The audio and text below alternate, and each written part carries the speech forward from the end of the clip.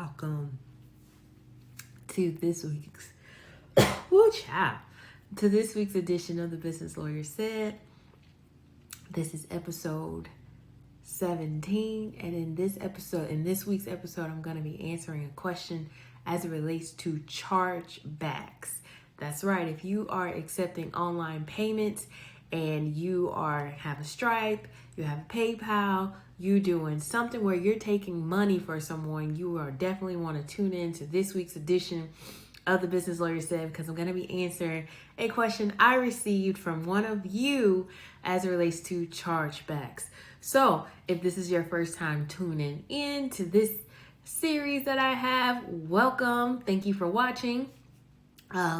This is a series again where I answer your questions as it relates to business and the like. If you want some business strategy, you have a business, whatever, you can submit a question for me to answer in a future episode by sending me a DM, sending me an email, and I'm working on a way to have a link to where you can just click it and submit your questions, and boom, they'll automatically go in a spreadsheet. So that should be coming soon.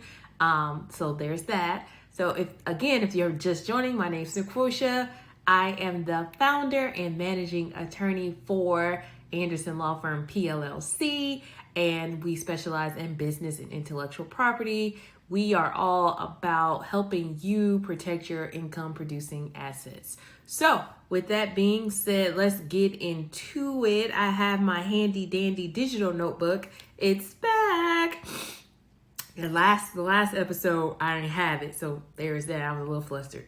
But anyway, so again, this week's question is centered around chargebacks.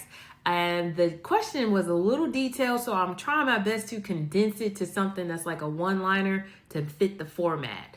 So what do you do if you get a chargeback?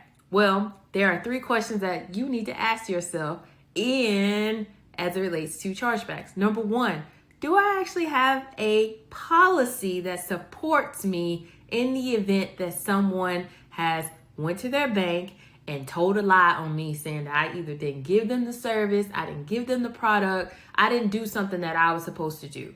It all goes back to that thing I always tell you need in business: contracts and documentation. You need to have things written down. You need to have systems in place that will support you in the event that you get a chargeback or a dispute. So that brings me to question number 2 you need to ask yourself. Do I have those systems, and what exactly do they look like or should look like? Well, let me give you a little teaser.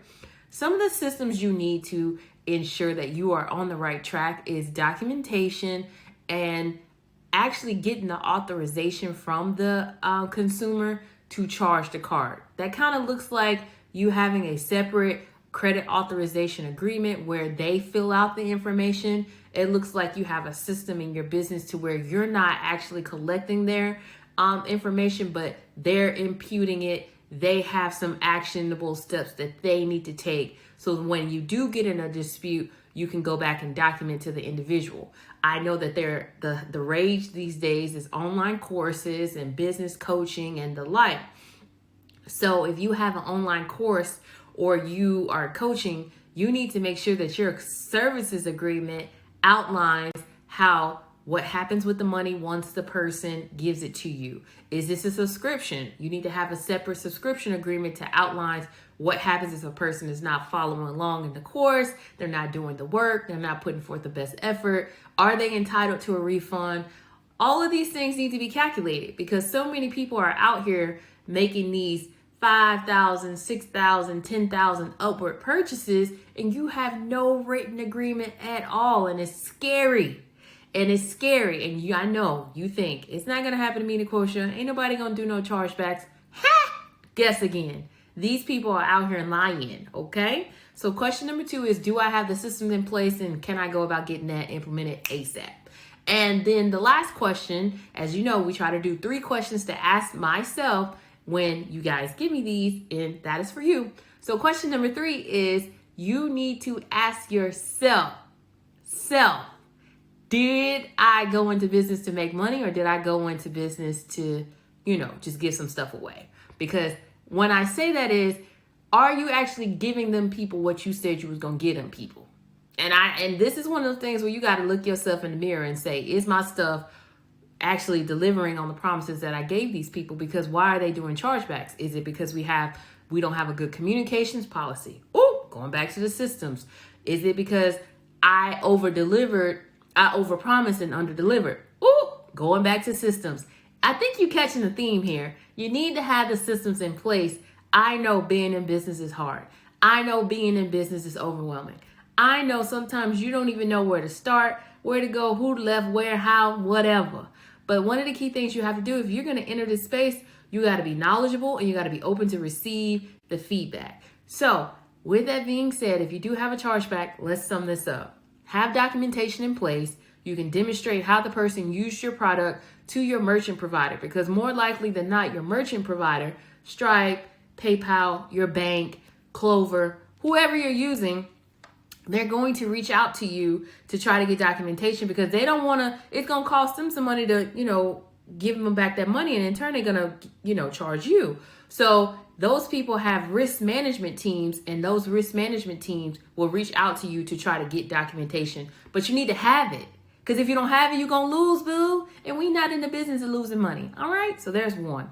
Number two, have your systems in place. Literally take an hour a day if you have to, and literally sit and handwrite, get a spreadsheet. I like spreadsheets. Or whatever you need to do to write down from beginning to the end, from the time this lead comes in, from the time this person walks in my store, from the time they leave me, which we hope they don't. And if you have systems in place, they won't, but that's another story for a different day. Have them in place. Have it written down. It's so, so important. So I can keep going on, and this is not what these episodes are about. They are very quick, fast, and in your face to give you the information you need right away. So if you are joining me in some form of medium where you saw this, thank you so much. If you found any value or benefit, please tell a friend, share it. That's the ultimate compliment that I can ever receive. And again, if you have a question that you want me to answer for an upcoming episode, just go ahead and find me on Al Gore's internets. I am around. I promise you'll find me, and I will answer your question for a future episode. And with that being said, I hope you have a beautiful week. Until next time.